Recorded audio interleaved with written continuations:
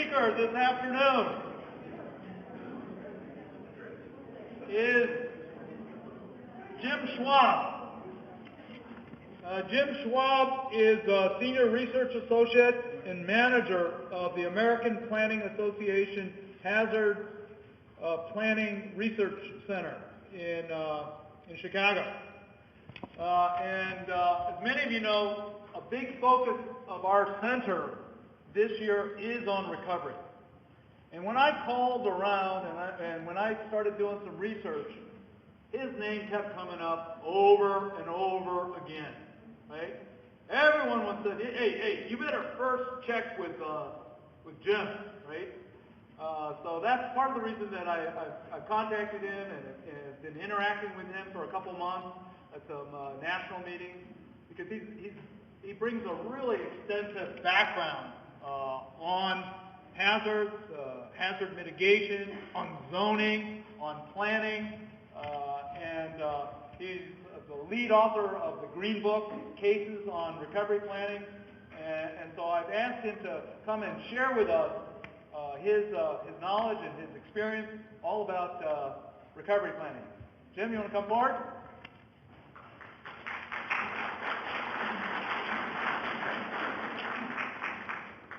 All right, first question is, who looks like he's from the Midwest?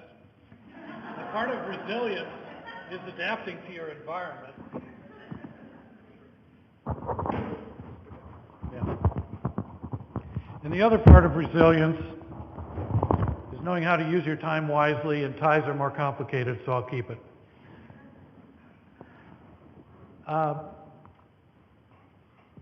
At APA, we have wrestled for a good 20 years now with the whole business of integrating hazard mitigation and disaster recovery priorities into the urban planning process. There is this routine that most cities engage in, if they're of any size, where they have some kind of a planning staff or a city planner. They deal with how to regulate land use within the community through zoning, through subdivision ordinances, other kinds of devices and incentives. They deal with, how the community should be designed, how the lay of the land should be organized in order to have an effectively running city, in order to have a city that provides a good quality of life and provides for public safety and all those great goals. But historically, we haven't always done a very good job, going back to the origins of the city planning movement, of looking at natural hazards as a problem, or hazards generally as a problem within the planning framework.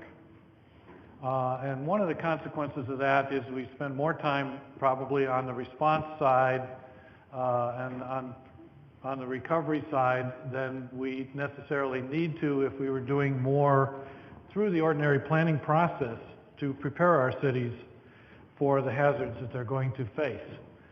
Now, one of the things that we did starting back about 20 years ago was something called the Green Book. And I'm going to walk you through the origins of that in terms of how APA got involved, how I got involved in this, and then take you up to what we are doing currently. Because we're actually involved in a big revision of how many of you are familiar with the Green Book in the first place, know what that means? It's a volume that we did that came out back in 1998 called Planning for Post-Disaster Recovery and Reconstruction. I'll tell you more about that in a second. But we're now involved in rewriting that entire document to bring it up to date. Now, one of the things that I quickly discovered after we got this project funded by FEMA was that at that point, this is back in 1992, 1993, when we actually started, the amount of research, the amount of work that had gone into this subject of the recovery process and how to plan effectively for recovery after disasters was not all that substantial at the time. And in fact, even the way in which our relationship with FEMA developed on that particular project was kind of curious to me. I had not had personally any background in the disaster field prior to 1992.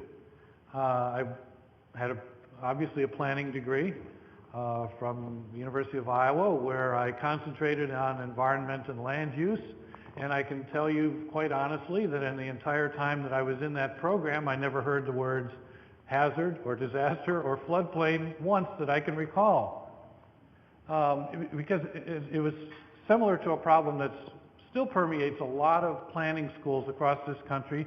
Fortunately, from what I can see, thank God, not the University of Hawaii, but certainly a lot of others where there just is no curriculum content focused on those issues. And so we'd send these planners out into the world where their first contact with the issue is when, you know, the tornado hits or the flood hits, and then they've got to deal with it on the ground and learn on the job, hopefully from some other people who've learned the ropes and have already had to deal with this.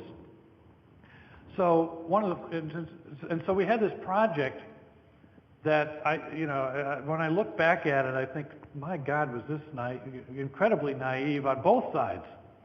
A contract by APA hatched in 1992, even in 1992 dollars, to be done in 18 months for $100,000 to map out how you plan effectively for post-disaster recovery and rebuilding a city.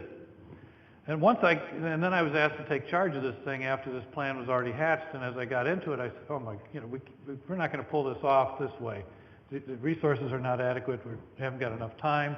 Actually, the FEMA review process took longer than 18 months before we got through. They spent 22 months reviewing various stages of this thing, and the timeline was blown completely, and it actually took about 5 years. Because what was naive about it was neither FEMA nor APA really understood the complexity of the issue that we were about to face in trying to tackle this project. And, for better or worse, once you put me in charge of something, I want to see it get done right. I'm more worried about that than I am about the timeline. So the project morphed considerably. One of the things that I undertook immediately was, what's the obvious thing? What do we already know about recovery? What kind of research has existed up to that point? Now, mind you, this is 20 years ago, and the number of people who really had a firm handle on recovery as a function in the planning world, the number of planning experts, you could start counting them, there weren't that many people. And so, this is sort of a quickie outline of some of the key things that we found. One of the key studies out there was something done by Haas, Cates, and Bowden, Reconstruction Following Disaster, way back in 1977. I've always been kind of curious about the selection of case studies because we've got 3 from the U.S. and then Managua with an earthquake in 1970. It was very different, it's sort of like, how did they choose that combination? 2 earthquakes, a flood, well, actually 3 you got 3 earthquakes, one from the turn of the century. How did that apply to what you're going to do now? And then 1 flood from Rapid City. But anyway, nonetheless, they found some interesting things. Some of which seems commonplace knowledge today, but in 1977, it was still, one of the early studies looking at this stuff, that community decisions were based on some competing priorities. People wanted to return to normal, whatever that means in their minds. Some emphasis on reducing future vulnerability, and then the issue of seizing opportunities for improvements, but then some competition between issues about efficiency, equity, and amenities. I'm not going to go into great detail about this because we haven't got time to go into this. I actually have a whole lecture on this in a course I teach at the University of Iowa, just to get the students imbued with, here's the background of what you've done. What I do want to tell you is one of the reasons I do this and walk them through this all the way up to now is because I want them to understand, first off, for some of them, most of what we have actually learned in the planning field on this front has occurred in their lifetimes, young as they are. And what's important about that for them to understand is that means that if they are the bright and the sharp ones, and I do have some of those every year, and I really love them to death because I can see where the future is going with them. They have the opportunity at this early stage in the evolution of this knowledge over the course of their career to contribute enormously to the evolution of what we actually know about planning for recovery. So, but you can see, you know, one of the things that this particular crew did was come up with the idea of stages of recovery. There's been a lot of evolution of thinking about that in terms of how it overlaps, how it takes place at different rates in different parts of a community, and so forth. And it can all, you know, we've learned that it's a lot more complicated than what they laid out originally. And then I found an interesting guy by Cedar, who actually did some research in Italy. One of the interesting things, you know, several interesting insights, you know, about how culture influences victims' perceptions of events. Now that's 1982. In 2012, a lot of people are taking that for granted, but, you know, that was still a lot of new information for a lot of people at the time. You know, the differential impact on victims depending on their social status, you know, how the time needed for recovery relates to economic trends that may have already been underway in the community, something that actually was a really powerful lesson in the 1993 Midwest floods. You had towns that were already in decline and there was no imaginative community leadership to turn that decline around. Guess what? The flood accelerated that decline. On the other hand, we've seen communities where some imaginative leadership was able to accelerate the redevelopment of a community as a result of a disaster. Important concepts. And then this last one, that planners, this is absolutely critical for everybody, and it's part of the lesson that we're still going to incorporate in the new Green Book. The planners are competing with citizens' vision of restoring the city as it was, that they have a limited opportunity, a compressed time frame within which they can replace that with a grander vision. And I'm going to talk about how pre-planning before a disaster hits can help make that happen. So here we are hatching this in the early 1990s at a time when we do not anticipate, and this is the wonders, I always think this is great fun, when you are researching something as it's happening, as opposed to looking at, you know, past events and having everything, you know, cemented in place for you. Because all of a sudden, you know, starting with Loma Prieta, Hurricane Hugo, which just preceded our work, Hurricane Andrew was the very first thing I ever got to see, you know, a disaster in action, having flown down to the Florida APA conference in 1992 in September, you know, not long after Andrew, and taking a bus tour with a bunch of other planners to see South Dade County. First time I realized that a hurricane could actually lift the roof off of a shopping center. You take a look at that and then your jaw drops. And then, you know, this succession, you can see 1994 Northridge earthquake, 1995 Kobe, Fran and Floyd and Midwest flood. Through that whole period that we're writing this thing, we've got one object lesson after another in which FEMA is changing its policies, responding. Communities are learning new lessons. It's actually great fun if you can stand the pressure. So, you know, we've built that foundation. So the end result is what you see here. Any questions about why it's called the Green Book are answered by taking. It was a short, you know, it's a long title, Planning for Post-Disaster Recovery and Reconstruction. It's so much easier to call it the Green Book, as long as everybody else understands what you're talking about. So, you know, it's a document that so far has, you know, stood in pretty good stead. It's actually after Hurricane Katrina down on the Gulf Coast, it was being passed out by the hundreds, because I remember one person had about a box of 100 of them that they got from FEMA and was driving around in a station wagon delivering them to, you know, isolated communities down on the Gulf Coast.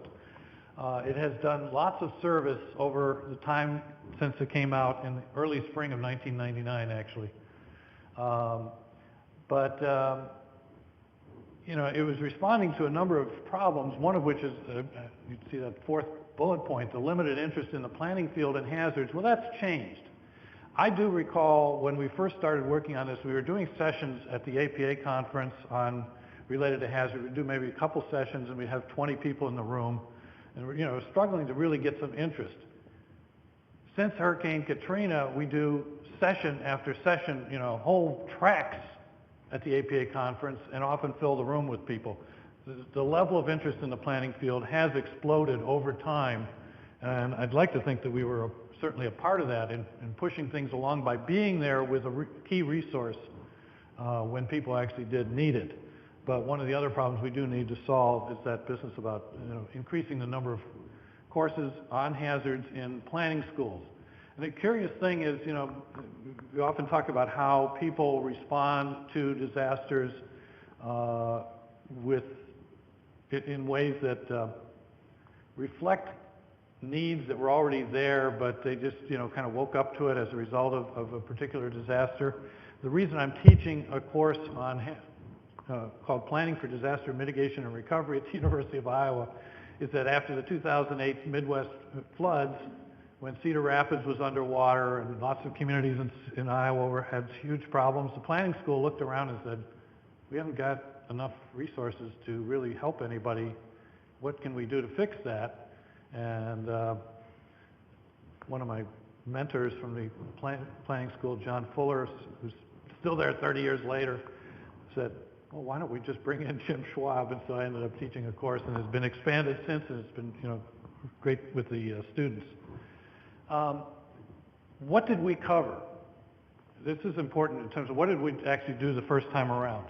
Well, as you can see, first off, one of the things we talked about in the very opening chapter of that book was why planners matter, what it is that they have to offer. And one of the things we talked about was, in order to talk effectively about things like incorporating better hazard mitigation into the recovery process so that we build a safer community for the next disaster, we have to involve planners, because who's dealing with land use in the community? The planners. Where else are you going to, it's not the emergency manager who writes the zoning ordinance. It's not the public works director who writes the subdivision ordinance, it's the planners. And they've got to be able to know the subject matter well enough to understand how they can use planning to reduce hazards and incorporate that quickly into the kinds of changes that need to be made, particularly in a situation where you're doing substantial rebuilding of the community in the first place. And so we put a heavy emphasis on mitigation in the recovery process in that document. We also laid out policies for guiding planning during recovery. How would you handle economic development, economic recovery? You've got to get your business community up and running. If you don't do that, you're losing tax base, you're losing revenue that the community needs during a recovery period. How can you expedite economic recovery? How can you do a number of other things that would actually assist the community in moving forward under a time of severe pressure? DIY, as in do-it-yourself recovery planning guidance. We kind of talked about how you can organize task forces before a disaster to look at the kinds of issues that you might be facing in the community in order to put effective plans together, who should be at the table, what kinds of stakeholders should be involved, all that sort of thing. And then this is a really important point starting right here in this reprint, a model recovery and reconstruction ordinance that was put together by Ken Topping, a great guy from California with wonderful experience, used to be the planning director of Los Angeles, looking at, how do you put together an effective ordinance that lays out who's going to be responsible for what. There was all this talk this morning about this collaboration. Well, if you're going to manage a recovery process effectively, the one thing you don't want to do is figure out how you're going to manage it in the middle of crisis. You want to have that laid out already. You want to know who's going to be in charge of that process, who's going to report to whom, how is this going to be organized and managed, and that's what that ordinance is about. And so we're still hoping to see more communities make use of that model than have done so far. And then we laid out some of the legal and financial issues. People talked about the role of money this morning.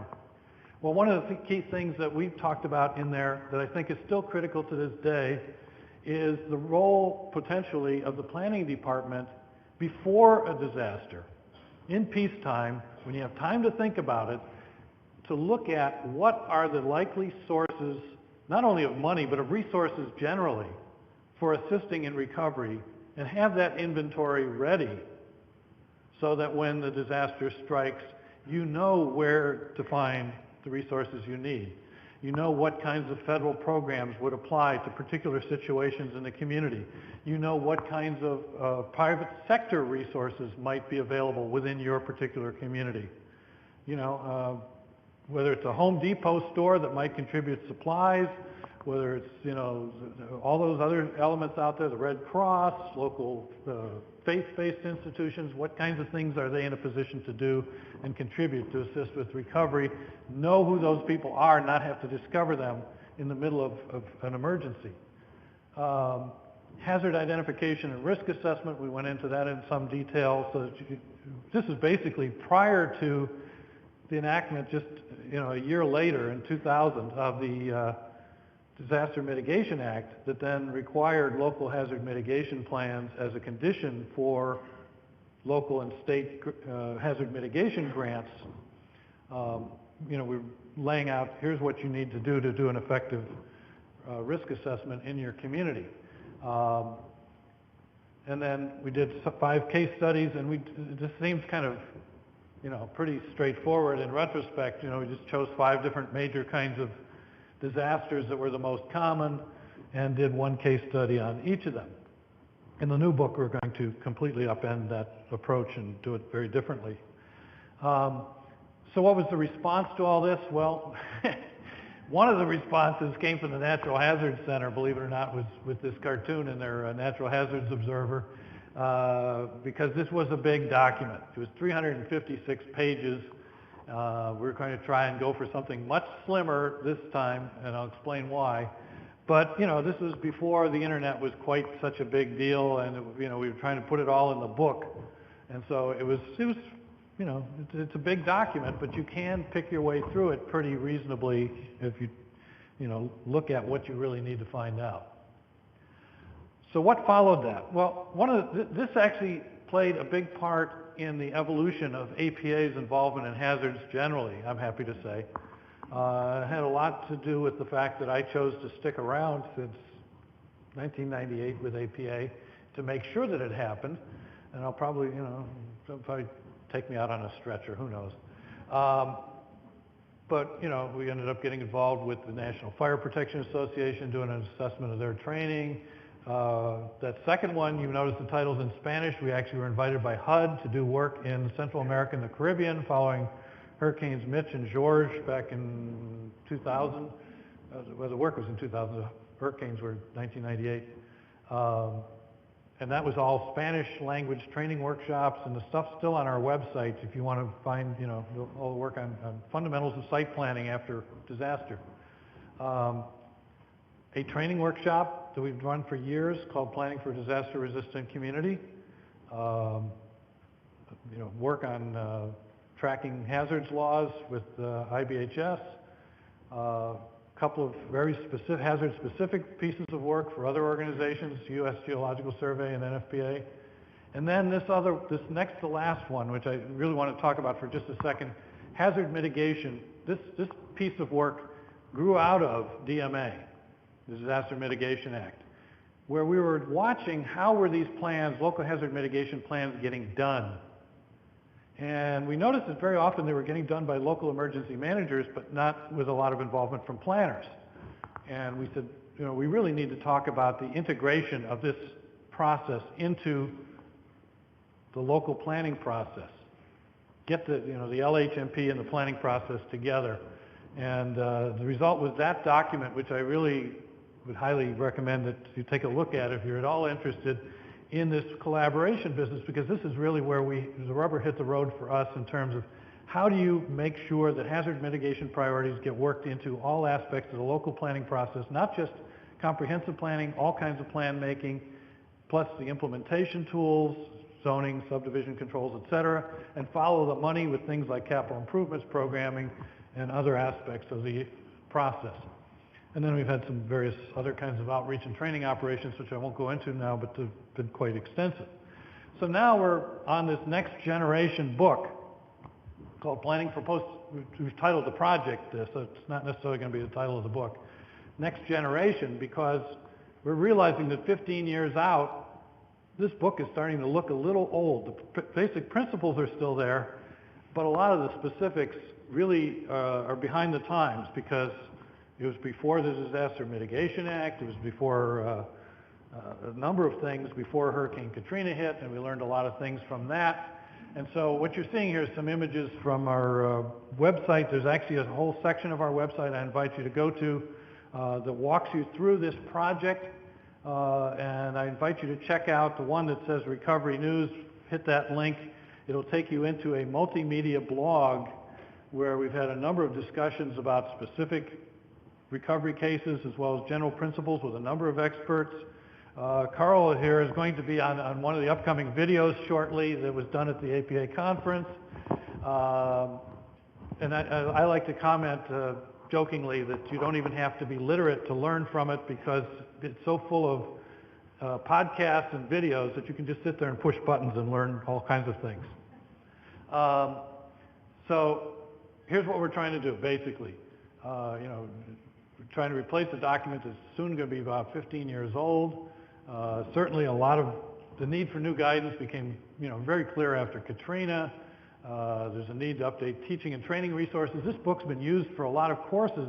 I stopped using it for my own course because it's getting too old. I want to replace it with the new book once we get done.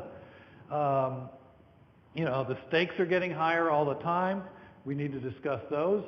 And we need to discuss that whole business about planning, getting planners involved in recovery. So here's I won't go through that, but there's the rationale we laid out in short, the high points for FEMA in making the case for this whole project. And on our website, you can actually see the full paragraph explanations of each of these points. But you can see there are quite a few, including things like climate change, the whole new Presidential Preparedness Directive and the National Disaster Recovery Framework. I mean, the whole federal framework is changing. And so a lot of the new outline that we're working from is intended to respond to that, starting with a discussion of resilience and what that means and what role planners play in resilience, and then also going into how does that also interface with the evolving new federal framework for all of this. Some of which might have to wait for questions. I have a feeling I'm probably using my time here, but I'm almost done. Some of the new features, you can see that Recovery News Media blog. There it is. That's how you get to it.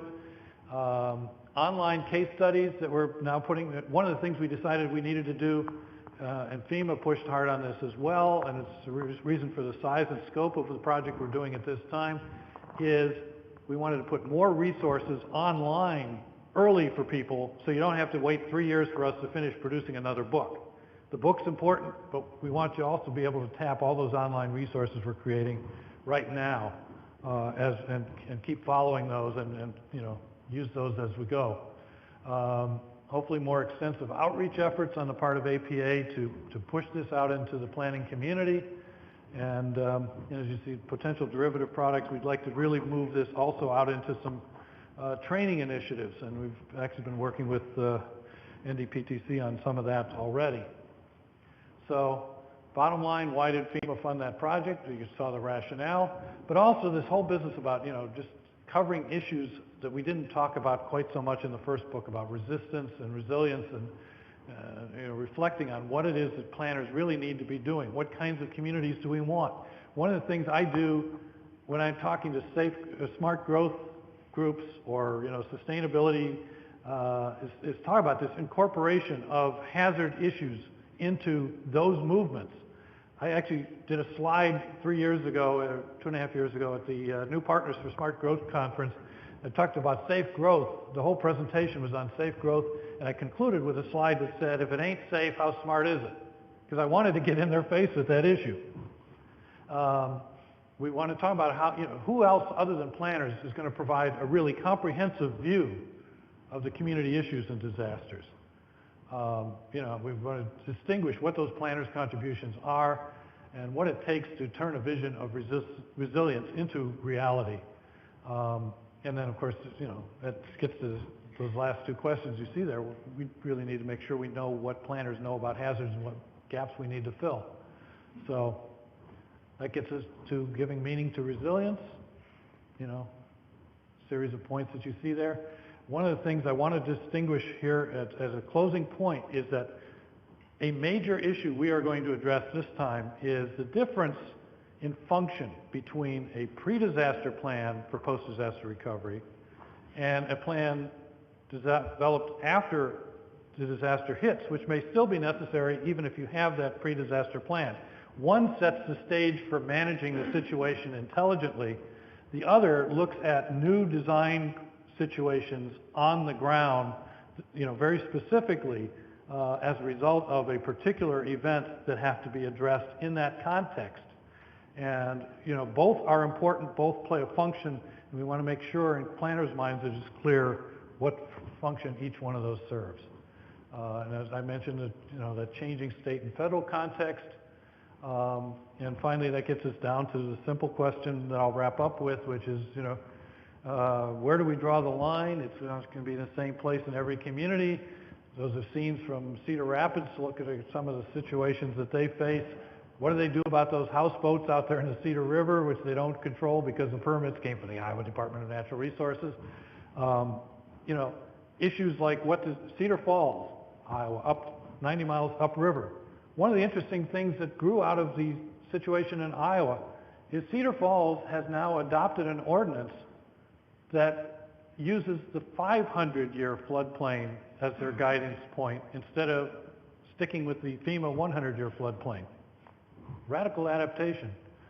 So anyway, there's my contact information, and Great. we'll move to the next speaker. Thanks, Jim, for a great presentation. Okay. Thanks for reminding us that there is some theory and practice behind this. Tomorrow at ATA, at Group 70 at noon, there's going to be a special session with Jim to get in more of the details of this. We have time for one or two questions or comments. Anyone? I think I stunned him. Yeah. That's a good sign. Okay, all right. Okay. Probably the end of next year. The schedule is to complete the project by the end of September of 2013. The rest is a matter of exactly how it gets scheduled in the printing process. So it's the end of next year. It started October 1st of 2010 was the starting gun. It was envisioned as a 3-year project. Yes. Probably will be because ultimately it's FEMA funded, and so it's kind of a public document. Hi, Nancy McPherson. Is the 500-year floodplain becoming the 100-year floodplain, and how does climate change factor in, climate change planning? Wait, I didn't catch exactly. Well, what used to be the 500-year floodplain, maybe these things are starting to happen more frequently because of climate change. So climate change adaptation, and how does that factor in? Okay, now I get the gist of your question. Yeah, my reference to Cedar Falls and that situation in Iowa City has actually followed suit in a more limited way on what Cedar Falls did. When you witness, you had the 1993 floods, right? And then the 2008 flood. Cedar Rapids, some people were calling it the 1,000-year event. When you witness 2 500-year floods in 15 years, you know something's not quite right? Something is changing. The Des Moines Register actually ran a series asking about whether some of this had something to do with global climate change. So I think one of the things we have failed to do as a hazards community in the past is to make clear to people what some of these terms really mean. First off, that the 100-year flood is not something that happens every 100 years. It's something that has a 1% chance in a given year. So it's 500-year, supposedly a 1/5 of 1% chance in a given year.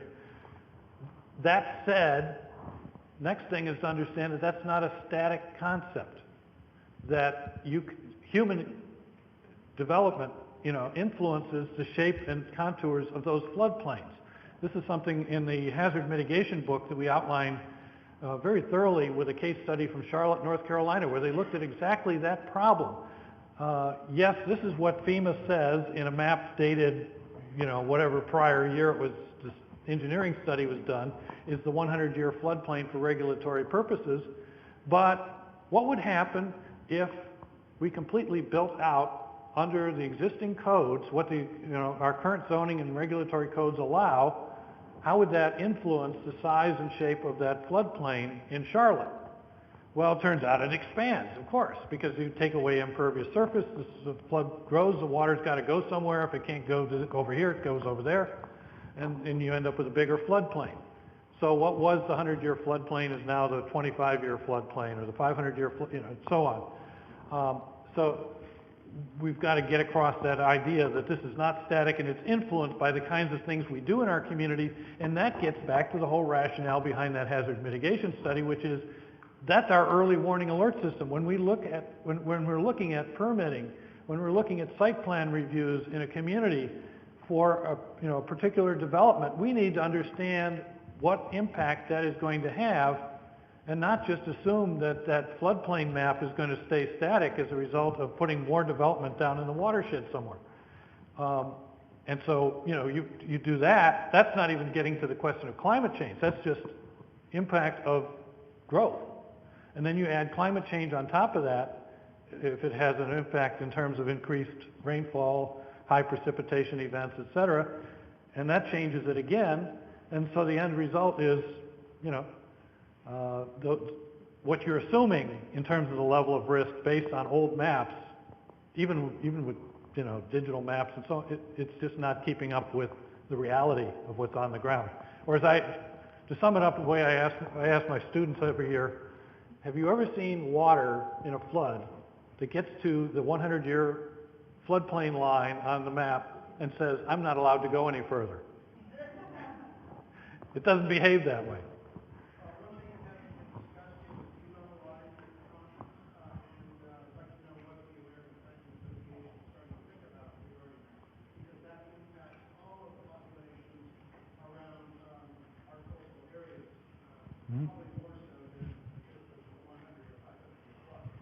Right, yeah, I mean, it actually wipes out land areas.